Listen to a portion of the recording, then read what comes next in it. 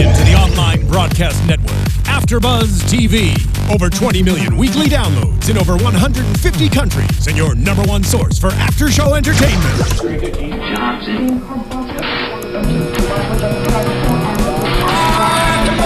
AFTERBUZZ TV, the destination for TV superfans, producing after-shows for over 300 of your favorite TV shows, interviewing celebrities and showrunners, and bringing you behind-the-scenes exclusives. All thanks to E! Entertainment's Maria Menounos, producer Kevin Undergaro, and internet leader Akamai. Now, let the buzz begin! Hey there, Ash vs. Evil Dead fans. Welcome to another episode. Yeah, this is the intro. It's okay. It's all good. Welcome to another episode of Ash vs. Evil Dead, Ashes to Ashes, episode 8 from season 1. Man. There This we will go. make us feel There's the better. upbeat music. There it is. There's nothing like some jazzy We're Evil all Dead the having a musical. car. Something nice and poppy to cry to. Really Yeah. When I get sad, I stop being sad and I listen to I listen to Evil Dead the musical. Evil Dead the musical. musical. That is a fact. I like the weird sim people in this video. I just listen to this song and like cry into my ice cream. Yeah. So I take it that we're probably not the only ones crying. Cabin in the woods, yeah. We're 5 college students on our way to an old abandoned cabin in the woods. Oh yeah! Let me introduce my fantastic panel. To my left, Lex Michael. Hi, I am Lex Michael. I'm all over the nitty witty talky placey social media things. What do you call them? At the Lex Michael. Yeah. Elena Jordan. I'm on all the stuff he just said at Elena Jordan. Emma Fyffe. I am also on all those things at Emma Fyffe. Guys, I'm your host, Megan Salinas, and you guys can tweet at me at the Menguin. That's TheMenguin. We are also going to be keeping an eye on the hashtag ABTVEvilDead. So if you want to just pour out all of your emotions, we'll be looking at that to take a gander. Elena's also keeping an eye on the live chat. So again, all of your feelings, feel free to just express them. We are here for you because I love we that feel this song feelings. is still playing.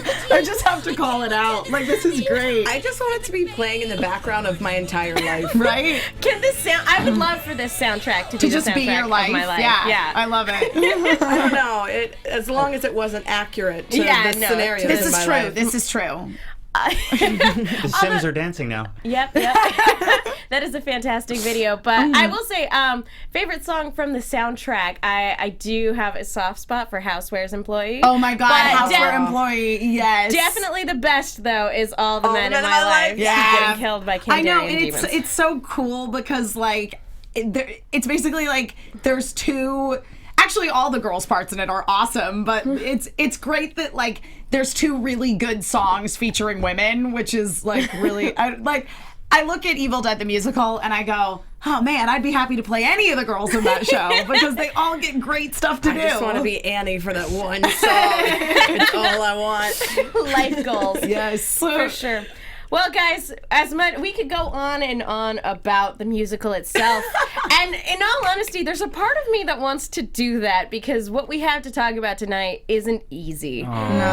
And I gotta say, I am both upset. I understand why they did it. No, but I'm yeah. upset and I have feelings about it. And we might as well just go ahead and say it. They killed off Amanda. Sure did. Why did they do that? They killed her really hard. They killed her super hard. They did. I do They have killed her to say, death. Shout out to Jim Jam for a Mandedite. Like, oh, that's really a pun to kick off the episode, and we know how much you love To them. be fair, there were tons of puns being spouted off as she was dying. I know. And that's honestly, that's my biggest fear, is that I will be lying there dying one day and that there's just going to be somebody there to in my face. Yeah, me. Yeah, who has just spout off numerous puns. who has like thrown a meat cleaver into your shoulder and goes, now that's some cleavage. Yeah, I'm pretty sure the puns would hurt me more than the actual meat cleaver. Or the impalement. Like, I'd be dying and I'd be like, it's so bad. Plus, if one of the last things I heard was cleavage, I would be like, and man, just go ahead and kill me. Like, just come on. To end my life on a Is there high another note. deer head? Help me out. Dude, though, when I saw that deer head, I was immediately, I'm just going to keep going back to Evil Dead the Musical. If you guys, especially you, Moose! I just thought about the moose deadite on the wall, and I was like, but it was a deer. I would have enjoyed if it was a moose, but I understand why it was a deer. That's what I'm going to say. Well, this, I have a hard time verbalizing why this whole thing is upsetting, because it's upsetting for numerous reasons. Yeah, well, and I think that, Dave G in the chat is right. I mean, basically in saying that, like, the crux of the situation is that Ash cared about her, and everything and everyone he loves dies.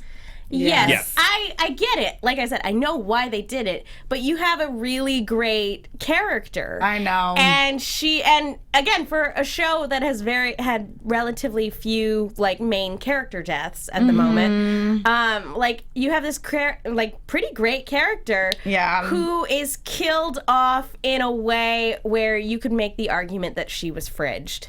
And for those of you who don't know that term, it's where usually a female character is killed off for the sole purpose, not for her own arc or the progression of her own story, but specifically to make a male character feel bad. Yep. Sure. Well, and to your point, I like this episode as a self-contained entity as much as I've liked any of them, but I do feel like we did get here really quickly. Like I agree with you, Lex, completely. This is the first time in the season overall that I felt that the pacing from episode to episode was really bizarre, and that I feel like all of a sudden, boom, we're at the cabin, all of a sudden, boom, all of this stuff is happening, and I really felt like you could have had an additional episode between last week's and this one to build up some of those relationships. Like, I think... Yeah! I think... kind of playing off of that, because we get the one line, where the other two, we split up. Let's see that. Let's have that be, like, let's hear the dialogue between the three of them. Yeah, and then, Pablo throws in a witty, like, maybe that's not a good idea, but then he and Kelly get some alone time. Like, they could easily the second it's... Yeah. Just to make a quick comment on the Pablo Kelly thing, I loved when one of the hiker girls, the one that was kind of eyeing Pablo, was like, so, you and Pablo together? And she's like, no. She's like, oh, it might be nice to have someone to keep me warm. And Kelly's like, yeah, but he has a girlfriend. Like, that was so cute. Well, to totally derail, I do want to talk about that, because that whole scene was its own little microcosm of fun. I know. And I felt so bad for this poor girl, because this is a girl who's going hiking with an engaged couple, and you can tell she has just had her fill of lovey-dovey nonsense. Yeah. That actress too, and I'm sorry her name escapes me at the moment, but apparently is Hugo Weaving's niece. Really? Oh, really? Yeah. Interesting. Oh, that's awesome. Also, Evil Bears. Evil Bears. Yeah. That was amazing, because they're like standing there with these heavy artillery weapons, and the hikers come up to them and they're like, we will shoot you with a flare gun and pepper spray. They'll be fine. They have pepper spray. That was such a good line. Such a good line. I very much appreciate, like you could argue that like their entire aspect of this episode was kind of pointless, except setting up that there are other hikers in the woods. Right. But I latched on to their parts in this episode, because everything else was much darker and more serious than we've had all season. We needed this side story to keep the comedy alive, because I mean, and this is just sort of circling back to the point you made, Megan, about with Amanda and how not only is it this incredibly dark storyline, all of a sudden we are in a horror movie much more akin to the remake of Evil Dead, and to your point that like Amanda was kind of fridged, and that was problematic for me. I will say that at the very least, they gave her emotional journey a little bit of weight instead of just straight up fridging her. Yeah. But it was still to the point where it's like, this is still a problem. And here's the thing is, Lucretia and I were talking on the last episode about how we were pretty sure, it's Evil Dead, one of the main characters is going to die. We were pretty sure it would be Amanda, but I found the way in which she met her demise to be I don't know if upsetting is the right word. It's just it was kind of a letdown. I felt. I agree, and I think a lot of that has to do, back to Lex, what you were saying, I think that it could have been more of that focus, because seeing the dynamic of Ash in the shed talking to Linda, that is a focus too, that for a lot of us who really appreciate the films, that is something that we latch on to. And so it felt like that was competing with Amanda directly, and it should have been more of a separate thing where they focused on her. Yeah. And it wasn't, look at the two girls that you've let down, and now it's just ex-girlfriends that you weren't able to save. You know, it just got... Yeah, I think an additional episode 2 would have given us more time with Amanda being proactive, because she really had just become proactive for the first time in the entire series, instead of just, oh crap, reacting to everything happening around her. No, that's, I totally agree. And yes, and I totally see what you guys are saying about the second that she starts coming into her own, all of a sudden she's killed to further Ash's journey. And again, this could, and this is to your point, Lex, this literally, I think, could have been solved with an episode in between. Yes. Where when they split off, Amanda and Ash end up meeting up on their journey to the cabin, and we get to have another episode of building that partnership between Amanda and Ash.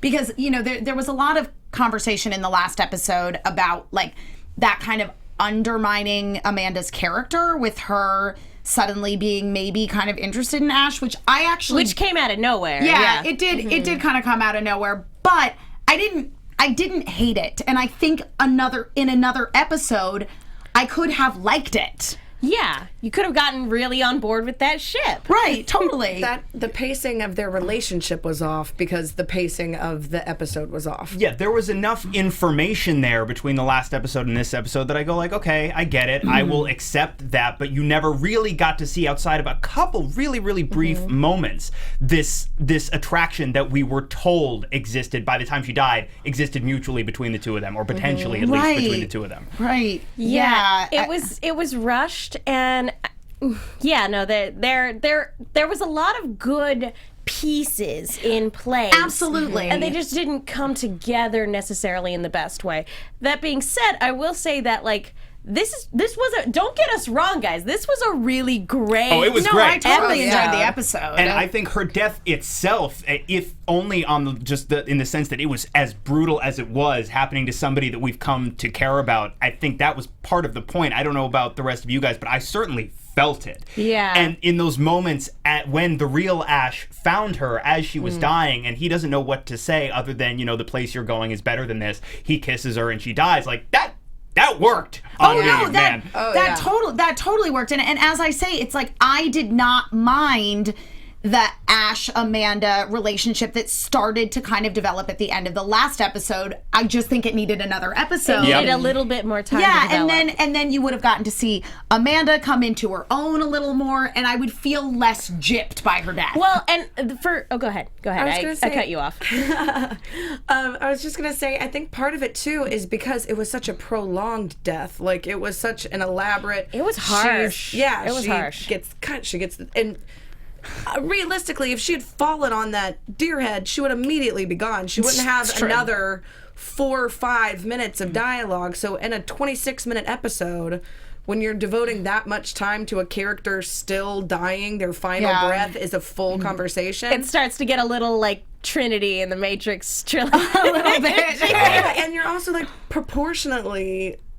I wanted more time of her alive than watching her die. The for me, I will say that, like, as much as I dislike the fact that she's gone and the way that she went out, I will say that having her fall onto the deer, antlers, I thought that was a nice parallelism. And absolutely, I do feel like if they had changed up the dialogue a little bit, or maybe changed up the fight between her and Evil Ash, which we'll get to that.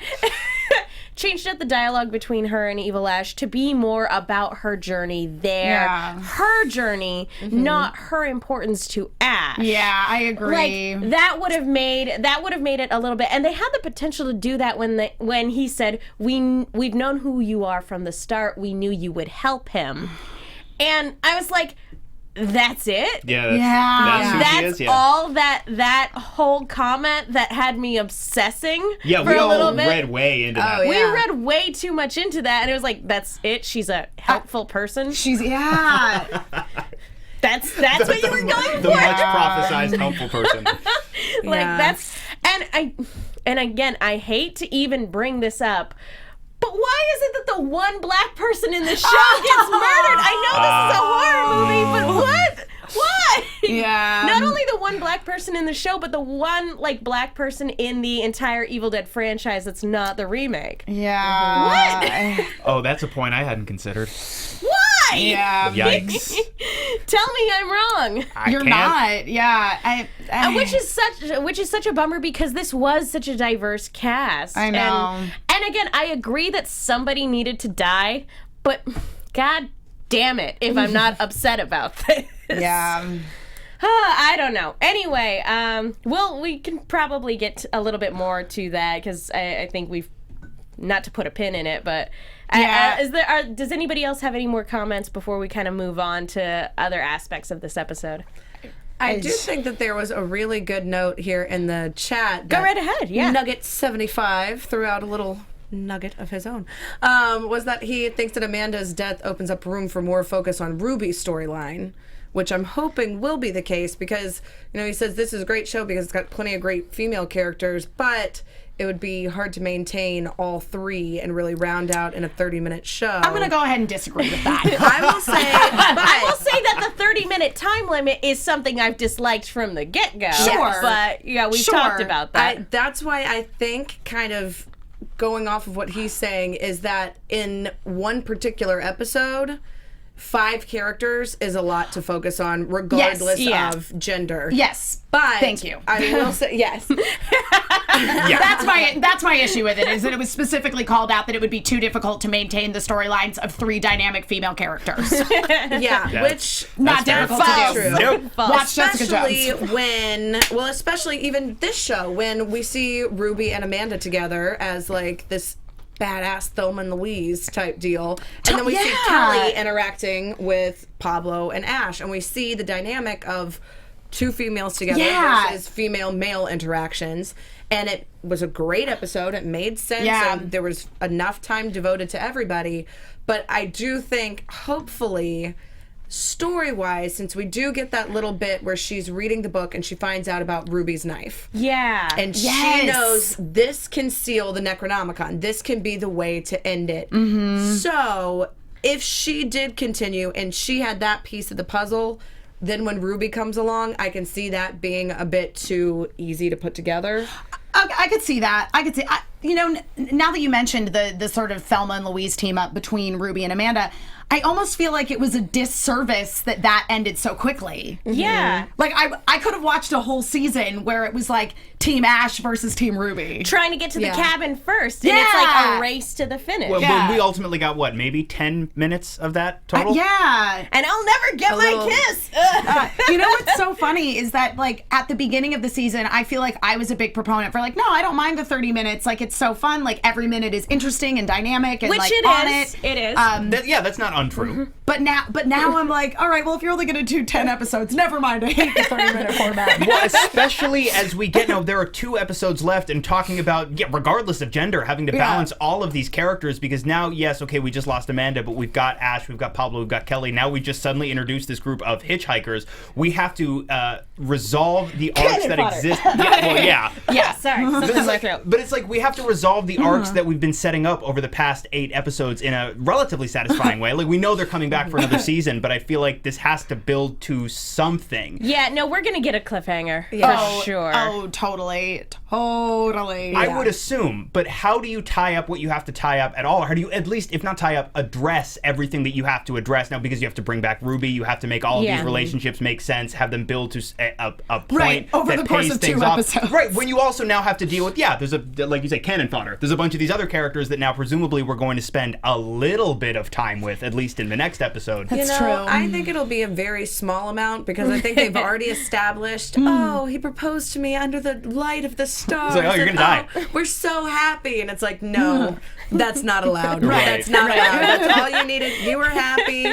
Girl who's kind of pissed off. You're going to be around a little longer, but ultimately, you're going to die too. I'll ask the trees, I'll ask the sky, I'll ask the whole wide world. None of you are on the poster. You're not making it. I know somebody in the beginning of the chat actually said not on the poster equals death. Yes. They're Also, not wrong. Nugget75 has said that that's not what they meant. I They apologize. know. We know. Yes. Yeah, no. You're good. No, we get it. And again, it's there's so little time to balance all of these different characters. It's absolutely And true. it's been a problem that we've talked about over and over, so I don't want to harp on it too much, but again, god dang it. I know. I'm so mad. I know. Well, and it's only as frustrating as it is because I think we like these characters as much as we do, which is to the show's credit. Yeah. But I will say I liked Amanda the most when she didn't have her smitten. When she wasn't Yeah. smitten with that. Yeah. Well, and again, this is one of the other frustrating things about her the way her arc wrapped up, because when she was introduced to us, her storyline was so dark and so interesting, and it was from somebody with a fresh perspective who didn't have Ash to guide them, who Ruby was kind of only semi-keeping tabs on. She was having to kind of wade through this all on her own and like track down and try to piece everything together, try to find out who was behind all this, and again, having the Deadites point out, we know who you are, as though she is somebody of huge significance that poses a big threat to them for one reason or another, or somebody who's done something in the past that was significant to them, even though she might not have been aware of it. Yeah. And that amounted to, again, we know you're a helpful person. That's bad. Yeah. I mean, it's kind of like, I'm gonna make a really weird parallel here right now. Go right ahead. But it's kind of like Clara in Doctor Who, who's just like the most lackluster companion, because it's just like, oh, you help the doctor. Great. Cool. That's a whole other thing. Yeah, it's a whole I was going to say, we got to be careful or we're going to open up another can of worms. I know, but you know what I mean. Another like, TARDIS of worms. But again, it's just that it's like, oh, you have this character who's built up to be some big so great important, mystery. and it's like, oh wait, they're just helpful to the hero. Yeah, because it's like you expect them, they're setting it up like you're gonna be the great CEO of the company and you're gonna change everything. But the actual reason that we liked you is because we thought you might be a good secretary to this other guy. Right, yeah. And you know, like it just felt kind of like we had the rug pulled out from under us. Yeah, I agree. Especially because the whole Thelma and Louise stuff was built as just that, a Thelma and Louise partnership. Yeah. And I think in terms of total screen time, maybe we got 15 minutes. Maybe. Maybe. Yet all of that, to me, I think was more interesting than Amanda in this episode, for sure, because again, it's just this is just speaking to Lex's point once again of like, this is the first time that I've felt real pacing issues with the show. I will say that like they were off to a really good start when she walked into the cabin, and like her inner demons are coming out, and I thought that when she was left alone that it was going to be her journey in Yes! this. Yes! Her mental. But instead we got something else, and though aspects of that were interesting, which again, once we're done talking about this, I want to talk about that. No, yeah. Because it makes me happy. Oh, yeah. Sure. But because it's fan service, let's be fair. Yes. But that being said, is still like, what if she had found a way to break the lock and go down into the cellar? Is Ash's sister still down there? I know. I know. What's in the cellar? And again, she could have uncovered more Necronomicon stuff. When the tape started playing by itself, this was really good, eerie stuff that had a lot of great momentum, and it went nowhere. Yes. Yeah. Yeah. And I keep going back to what you said, Lex. I think just that one episode, adding one more right in the center. If it had been an 11 episode season, instead of 10, and we just had that one little bit in the center. Or 13. 13. You know, would be... this is a great series for 13 Yeah, episodes. Totally. Yep. Oh, yeah. Anyway, anybody else have any other comments on this very upsetting thing? Because there are other things I want to talk about. I was just going to say that, you know, this is to our point of, oh man, if we had like 1 or 2 more episodes, I think that even if we had 1 more episode in between and this episode went down basically the exact same way that it did, I would rather things were changed, but even just that 1 episode would have made this episode less upsetting. And Fair enough. I agree, and I think more affecting as well, because like I'll go with the writers if they just want to tell me that they like each other. Sure. I really would have liked to see, as I mentioned, more than those couple of moments, and I really do think for me, even just 1 more episode of watching them build a partnership and a greater romantic interest in each other would have been the difference for me between getting a little bit emotional when Amanda died and just straight up crying. Watching her shoot him down a little bit instead of being immediately captivated. Yeah. She's a strong person who... And even again, if you want to keep Evil Ash in there, that's fine. That's absolutely No, fine. I like but Evil again, Ash. make it about her, not about him. Yeah. Because the really like a way where I would be complaining a lot less about this is if he had spent this entire time berating her for failing her partner. Yeah, for failing her partner and for failing Ruby. Like, just tearing her down for If all that's of what her Evil failures. Ash had done, even if he'd still killed her, it would be a lot less problematic. Yeah, in my opinion. No, again, I would probably be a lot more okay, again, if it had been about her, because that's what Deadites do, is they want to tear you down on a personal level, not tear you down because it'll tear somebody else down. And again, you know, the sort of, I didn't mind the idea of the love story, but it came out of nowhere. It didn't have any time to develop. So I don't understand why Amanda was all about like evil Deadite Ash. You know, like it would be one thing if they had had a whole bunch of time building up to this, because as you say, Megan, Deadites play on you, on your emotions and what you want. And that's not, and even in the scene, Amanda was like, I don't know. Yeah. This isn't really the time or place. This isn't exactly the... I did like at the very beginning, she's like, there was no way you were getting laid here. Yeah, that was absolutely none. He's like, yep. But we should move on, and we talked about it a little bit. Evil Ash. Evil We Ash. can't acknowledge Army of Darkness. We'll just rewrite it. We have Evil Ash. And I love that he grew out of the hand. Yeah, let's talk about when she looks at the crack in the wall. You go through, you see the rat, and then the hand. Then you've seen that the arm has grown, and then the eyeball. I know it's a pretty grotesque image, and at first I was like, It was. But 2 seconds later, and I was watching this with my roommate, I was like, they're gonna make an Evil Ash, and I was so excited. And she's never seen Army of Darkness, so she was like, "What?" Oh man! And excuse me. Yeah. Once She's seen I Evil Dead too, but not Army of Darkness. once I got over the maggots, I was like, oh yeah, I get it now. Yeah, I saw just it, take a and I second. just thought, oh wow, that looks like the weird cousin of Crumb from All Real Monsters. Totally. I'm not gonna lie, when the eye opened, it reminded me of that like crazy sword from Soul Calibur that just has like an eye in it. Yes, absolutely. I know exactly what you're talking about. Which it would not surprise me at all if there was a Deadite weapon like that. Yeah. Yeah, they do love using body parts for various They things. do. They're like all about that. Yeah, they're like, look at all these dead bodies we have. Let's use them for something. We're not Yeah. going to go out to the craft store and buy leather. I'm not gonna kill more humans elsewhere and then use those dead bodies. I've got dead bodies right here. Yeah, come on. I do have to say, before we dive completely into Evil Ash, last thing on Amanda, I'm with you, Jim Jam, in the chat. I think they should go back in time and enter the book to save Amanda in the past. Aww. We just Can wrote we do season that? 2 for you. I think it was Jim Jam also mentioned, like, maybe actually they do have the rights to Army of Darkness, and maybe, like, next season we'll get to travel to the past. I feel like that's not true, but I would absolutely Now, love That'd that. be amazing. I will say, just while we're on the subject of Army of Darkness, because we've talked about how there are certain things they can and can't use. Right.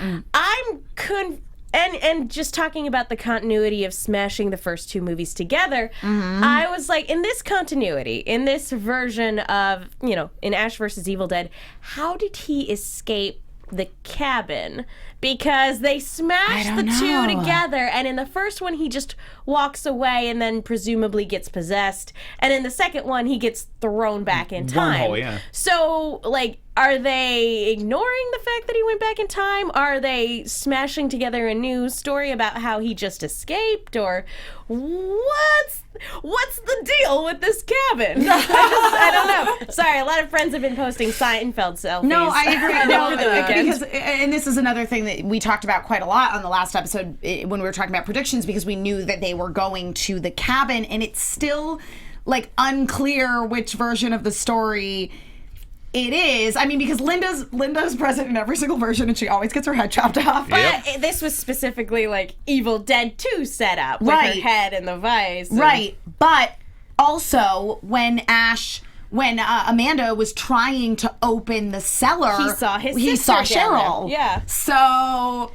I don't know. I'm just wondering, because I can totally accept just the two of them being smushed together. I just want to know, in this continuity, how did he escape? How did he get out of this scenario? That's all. Well, I like the idea that even though they can't address it, they never did it. They never did time. They never disavowed that openly. This is true. Yeah, they don't. Yeah, it's true. They don't make a mention of it one way or another.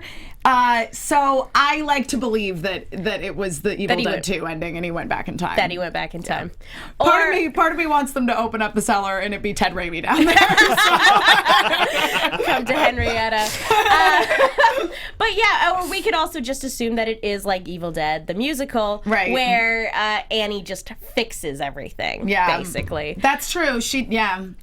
Which I don't hate either. No.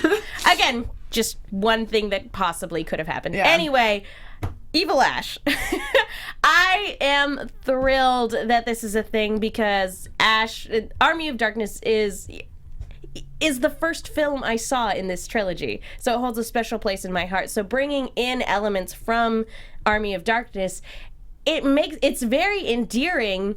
But again, it was very interesting to see the campiest film, things from the campiest film incorporated in such a dark way. Episode. Yeah, no, totally. Because I mean, in Army of Darkness, there are so many things in Army of Darkness that are 100% played for comedy, and it was interesting to see Evil Ash played for drama. Yeah. Yep. Yeah, he was still funny. Yeah, well, in the fight between the two Ashes was great. Bum leg. Yeah, that was amazing. Sore kidneys. Yeah. Bum shoulder. Yeah. Soft bowl. I was like, do you really need to know each other that well for that one? I feel like that's just kind of a given. You didn't have to say anything. And after the episode, because the episode was so dark, I actually pulled up the clip from Army of Darkness of I'm the guy with the gun to make myself feel better. Yeah, because this was hard to watch. Yeah. But I don't know. Is there? On the one hand, again, this is very interesting, but I'm wondering if they didn't play their hand a little too early. I caught you in a pun that you didn't even want. I'm wondering if they didn't play this hand a little too early, because Pablo and Kelly are now at the cabin and are aware that there's an Evil Ash running around. But I don't know that Pablo and Kelly 100% believed him, because what Pablo and Kelly walk into is Ash standing over Amanda's dead body. And them going, you killed a real person? He's like, no, it wasn't me. I mean, it was me, but it wasn't me. There's another me running around here. Doing an exceptionally bad job selling them on this idea. He did it. I agree with you. He did a very bad job. All he had to do was say it's a deadite that looked like me. Yeah. Yeah. I'm telling you, there's another me around here. That's like my favorite line. It's just like, what? But to me, that's the t-shirt, and just because of the week, it's Ash high-fiving Luke Skywalker. With their robot hands. Yeah. With their robot hands. Oh man, It's the hand duo. I want that. Have my you guys life. seen that meme of all these characters who lose hands, freaking out about it, and he's just like big, like cry me a river. Basically. Cool, I got a chainsaw now. Yeah. So yeah, I love that Jamie meme. Lannister's like did look hanging like- out in the background. It did look particularly painful though when the living bear trap thing ripped his robot hand off. Yeah, no blood was spurting from it a little bit. Yeah. So he's got to build a new cuff for himself. That I was a suppose. gift! Yeah. Yeah. Oh. Nugget 75 brings up a good point since we're on the robot hand, and of course that was all in the scene with Linda in the woodshed. That how did Linda's skull turn back into a fleshy head? I'm under the assumption, and yeah, I do want to talk about this scene in the shed because it's the best scene was in the great. entire Yes. episode. Yep. Because it starts off very emotional and then it Yeah. just gets mean, so mean. But I want to say that it's just that I want to say that Deadites have the ability to make you hallucinate to an extent when they Yeah. want to. Yeah. I think they have limited abilities with it, but they can screw with your mental state. Because Evil Dead 2, there are parts of it where you can just assume that, oh, Ash is going. They're either making him see things or he's going crazy. Right. Like Right. when his reflection reaches out and grabs him. Things like that. Right. So I just assumed this was the Deadites using their limited abilities in this case to make him hallucinate. Yeah, and I mean, we've seen Ash hallucinate Deadite-related things many times already in this series, so I don't think that's outside the realm of I possibility. think especially when you see the blood coming down on it, and then when he smashes it and it's back to his skull, I think it pretty much is like, Yeah. okay, Yeah, that was my there you go. assumption, yeah. That's, is that all of it was a hallucination, and they're just really dicking with him on all accounts. They really do. I mean, in Evil Dead 2, they could have killed him at any point, and they were just like, no, this is fun. Yeah. This is fun. Yeah. We like this. Yeah. And that's what they're doing right now, I think, to an extent.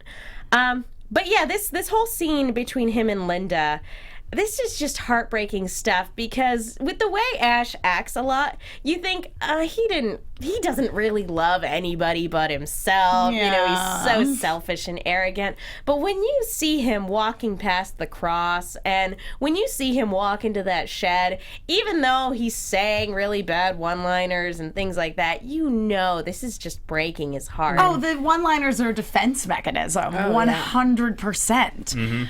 Yeah, I think they did a really, really good job of portraying that, or portraying the fact that he very much was putting his guard up because he did care about Linda. It's very painful for him to go back to this cabin, assuming that it is kind of, you know, the Evil Dead, the musical route where, you know, the story of the first Evil Dead happened with him and multiple friends being at the cabin. I mean, he lost a lot of people he cared about. Yeah. And Linda was kind of just like the icing on the cake. And just some of the things she was saying, like we were going to form a life together. And the way he describes it is, I was hoping to get laid here. Yeah. But there's clearly a lot more to it than that. Well, you see it in the first movie. You see, I mean, before everyone starts dying horribly, you see these moments of genuine affection, like when he gives her this what is it, a little magnifying glass? Yeah, and the doing little it. glass But necklace. there is a lot of real genuine tenderness there. Yeah. As brief as it is. I was going to there. say, yeah, and I mean, you know, certainly Ash that we see in the first Evil Dead film is quite different from the character he ultimately developed into being, and I think we can't ignore the possibility that Ash was that person, which is something that he does reference in this episode, which is, you know, before the Deadites, like, this was not the life I had planned for myself. Like, not that he had big crazy goals or anything, but Just Jackson. They've referenced it a couple times in the series. That is his safe place. That is his go-to utopia, is Jacksonville, because as Linda mentioned, we were supposed to go to Jacksonville together. That little house on the beach, that was supposed to be us. Yeah, he was going to propose to her, guys. Yeah. And, you know, even evil Ash is still a part of Ash and says flat out, you know, he had a future that didn't involve chainsaws or deadites or any of this. Yeah. And the person he could have been, the life he could have had, is just such a huge factor that weighs on him that he will not show. So it does kind of rip out your heart, and then each of his bad one-liners make you groan for a couple reasons. Yeah. Yeah, because on the one hand, it's like, oh, that was a terrible pun. And then on the other hand, it's like, oh, He's so sad. he's putting up a wall. He's dying inside. And I do have to address that Linda was doing a couple puns. Yeah, they were funny. You enjoyed them, Megan? No, I didn't. I didn't, but I know quite a few people who did. So they existed. I like to think that they teamed up for their puns, and he gave her a hand so she could get ahead. That was just to make Megan sad. I'm sorry. For those of you listening on iTunes, please switch it over to YouTube so that you can see the look that Elena just gave me. I was going to say switch to iTunes so you can see the look on Megan's face every time a pun is made. Yeah, I die a little inside every time. Just like Ash. So... Somebody mentioned on the chat, I'm trying to find it, we haven't seen any mirrors this season, so... there was a brief shot of a reflective surface when they first walked into the cabin, and Amanda starts hearing her partner saying, I need you to die. Right. And again, it just goes back to what this episode could have been. Again, her being in the cabin could have been her big introspective journey. Absolutely. There were mirrors in the pilot. Yeah, and there was There's a giant mirror in the bathroom. Yeah, there's at least one mirror in the pilot. I was going to say, and in Ash's trailer, because we see the scene where Eligos appears in the mirror. Yeah, and we also see him like putting in his dentures and checking out his reflection as he puts on his girdle. His man girdle. I feel a little better now. That's all it took was man girdle. Happy times. Happy times. So that pretty much wraps it up for this episode. Is there anything else you guys want to touch on regarding Evil Ash and regarding Ash in the shed? I just wanted to say I thought that it was really clever. Even though I think Elena, maybe you or somebody mentioned that they felt like the Ash in the woodshed was so much of a stronger scene than Evil Ash and Amanda in the house that it really overshadowed it. However, I did like the kind of parallels that were happening between it. So there were a lot of interesting things. So that both Ashes end up looking exactly the same. They both lose a hand. They both have the cut on the face. Like there's definitely going to be a scene in the next episode where it's like, which is the real Ash? And I'm gonna be honest. I'm pretty sure it's gonna be Pablo who's left with the decision of who's who. Yep. I feel like if Kelly were left with the decision, she'd just kill them both. She'd just shoot them both. I think it's gonna be like a pun off. And then the best pun will win. The most Ash-like statement. Get out. Get out. Go. Think about what you've done. How about you, Lex? Any other comments? Last thing for me, and this just relates to the overall pacing things that I noticed. The way this episode ended in the middle of that fight frustrated the hell out of me. Yeah. Just really, and I guess maybe that was the intention. If that was the intention, it worked. It did indeed. You're not the only one who, when the episode ended, both me and my roommate were like, "Oh, screw you!"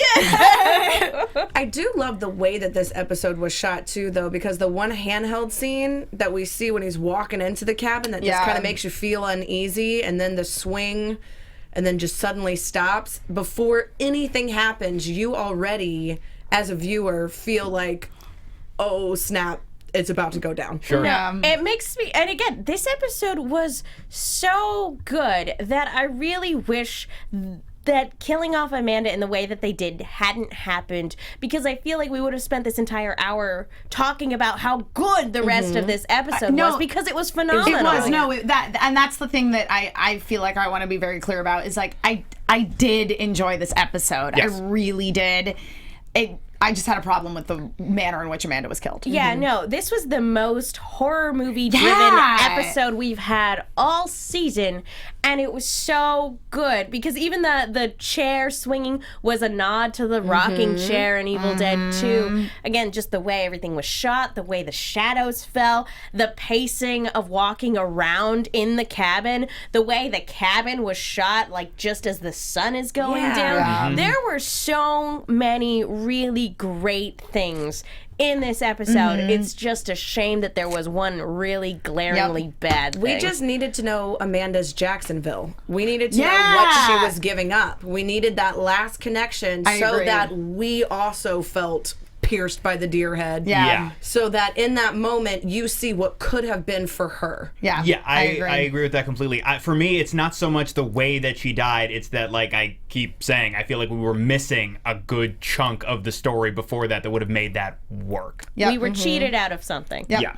Exactly. And just to bring up one last thing from the chat that I see here, at Ramiro Solis, no, you are not the only one who thinks it's weird we haven't heard any "I'll swallow your soul" or "Join us" from the Deadites. I'm waiting for that too. I feel like that's going to be a finale thing, and I'm going to lose my mind. It's going to be amazing. I can't, and again, I can't wait to see whether or not there's anything left in the basement. Yes. That's so a many thought. There has to be. possibilities. Well, because if we're going off of Evil Dead 1, no, I'm pretty sure she got out and then like dissolved at some point. But that's why I'm wondering how was that all resolved? Yeah. That's my main thing. Yeah. All right, let's. Now that we've talked about the episode, we should probably move into predictions. Sure. And now, your AfterBuzz TV predictions. Jazz hands. Well, I mean, I already said, obviously, Kelly and Pablo are going to be faced with the dilemma of which Ash is which. I think it will specifically be Pablo. And Will he choose correctly? I don't know. And if I had to guess, when they open up the basement, who are they going to find down there? I really want it to be Cheryl. I really do. Is that too much to ask? Rather than, I mean, like, Henrietta, okay, but like, I would love it if it was Cheryl and we just got like that confirmation that first Evil Dead story happened, because I just love the way that they told it in Evil Dead the musical, and I'd like to see that like become part of Evil Dead canon.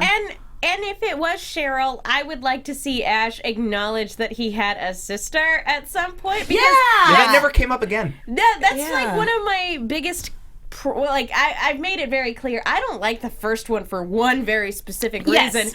But I also really kind of didn't like the first one because Ash's sister gets killed and... he doesn't care. I have brothers. I would hope that if I got possessed and killed, that they would have some words on the matter. I will say, in Ash's defense, it's not like he had a lot of time to stop and reflect on the loss. Fair enough. And he didn't. And if you follow them all as one long story, he doesn't get time to reflect until he comes back from the medieval era. That's true. So maybe there's a big sequence that we don't see somewhere between his medieval adventure and like the S-Mart How ending do you where he explain cries that to mom and dad at cries. Christmas? That's all I'm saying. I don't know that Ash ever went home for Christmas again. I think that was just kind of... Probably not. Mom and Dad retired to Jacksonville. He's like, yeah, I gotta stay away. Yeah. Anybody else? Any other thoughts? I think that blonde Ozzy is gonna be a Deadite and mess with Pablo round 2. He's gonna almost get some again, and it's gonna be Deadite lies. Poor Pablo. I know. I just don't think Pablo is ever gonna get any. Yeah. But I do think that was a really nice moment of character development for Kelly, where it's like, I don't know that Kelly's 100% that she wants to be with Pablo, but she's not ready to totally give up on the idea just yet. Yeah, like she's very protective. She's Yeah. like, no, like just because I'm not interested doesn't mean that I want to share him with anybody. Yeah. He's too precious for this world. He is too precious for this world. And although to be fair, it was a very big sister thing to do. Yeah. Like in terms of like you don't stay away from my little brother. Yeah, it That's was all. a little bit, yeah. That's all I'm saying. Yeah. I'm just wondering now, after this episode, and I know that we've got a second season coming, but how dark they're going to go. Because now that we've lost Amanda, I really don't want to see anything horrible and permanent happen to either Pablo or Kelly. I know. So there's that. And now that they're at the cabin... Get over here, my microphone. Now that they're at the cabin, this is increasingly a concern that I have. I still have absolutely no idea one way or the other what Ruby's agenda is. We have established now that she is at least partially undead.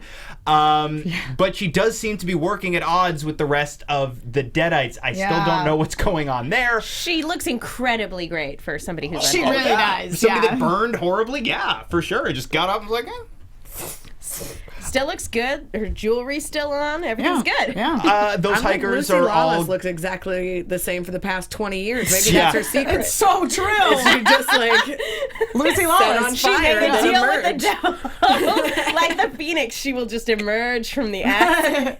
And we'll just hear the Xena warrior yell in the background. So yeah, the hikers are all going to die horribly, obviously. Yeah. But yeah, we've got 2 half hours left to make this all cohere and make sense. And I'm just wondering how they're going to do that. Does anybody else wish we got like an hour-long finale?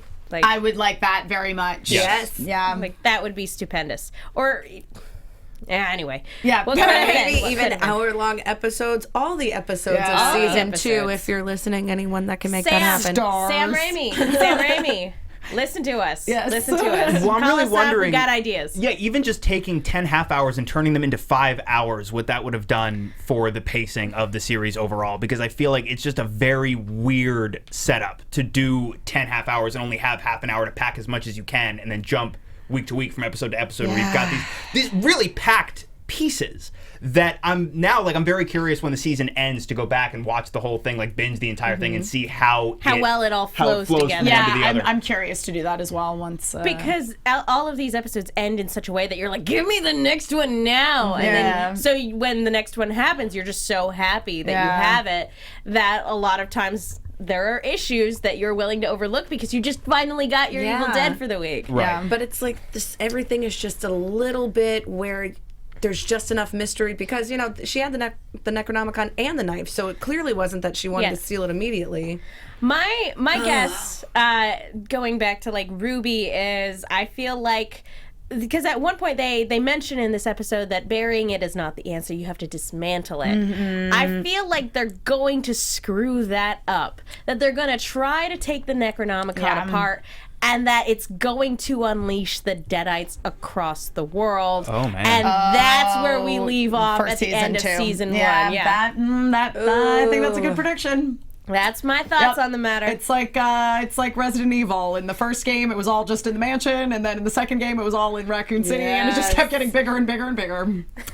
I feel like, So next season there's going to be a TARDIS and skinless dogs just chasing after them. Alonzi. All the fandoms collide. Well, again, if we start hopping through time, maybe we'll get multiverse. Yes. And Ash can have a lightsaber hand. You know, Perfect. actually, I would actually buy multiverse theory tying into Evil Dead because that would explain why each continuity is so different. Absolutely. And why there I are would 4 expect- different Lindas. Why? Yep. It would explain so much, am I right? Yeah, and it would explain the remake. I would explain so much, guys. All right. So, does anybody else have anything to say about final episode or this final thoughts on the episode or about next week's episode? I'm just curious to see how it's all going to go down. Shut Yeah. up and take our money, Stars. Yep. You have us. We have no Give us choice. more. But yeah, okay, guys. Well, scheduling for next week is going to be interesting. We're still a little up on the air for you guys talking about next week because it is the holidays. So stay tuned. We'll tweet out details later. Emma Fyffe, where can people go if they want to keep up with what you're doing? At my name, Emma Fyffe, EMMAFYFFE. That's all F's as in Fred, no S's as in snake. If you're listening, that can be confusing. I'm on a bunch of shows here at AFTERBUZZ TV, and if you follow me on Twitter, you'll know about them because I tweet a lot. Happy everything, you know? It's a holiday week next week, so have a great... I know. have a happy holidays to all of you. Elena. You can find me on Twitter at Alana Jordan. That's ALANAJORDAN. And on Instagram at That Alana Jordan Girl. And yes, happy holidays, everybody. Merry Forcemas. May the force be with you all. Lex. Yes, I'm on all of the social, talky, appy stuff at the Lex Michael. Yeah, it is a holiday weekend. Happy everything to everybody. I love you all. Mwah. And again, I'm Megan. You guys can follow me on Twitter and Instagram at the Menguin. That's TheMenguin. Also on a bunch of shows here at AfterBuzz, and I write articles for the movie Chick with 2 Ks. Be sure to check those out. Happy holidays, everybody. We will see you at some point next week. We love you all. Thank you to everybody in the hashtag, everybody in the live chat. You guys are the best. We want to hear what you have to say. Have a great holiday week, guys. Bye. Take care. From executive producers Maria Menounos, Kevin Undergaro, Phil Svitek, and the entire AfterBuzz TV staff, we would like to thank you for listening to the AfterBuzz TV network. To watch or listen to other after shows and post comments or questions, be sure to visit AfterBuzzTV.com. I'm Sir Richard Wentworth, and this has been a presentation of AfterBuzz TV. Buzz you later. The views expressed herein are those of the hosts only and do not necessarily reflect the views of AfterBuzz TV or its owners or principals.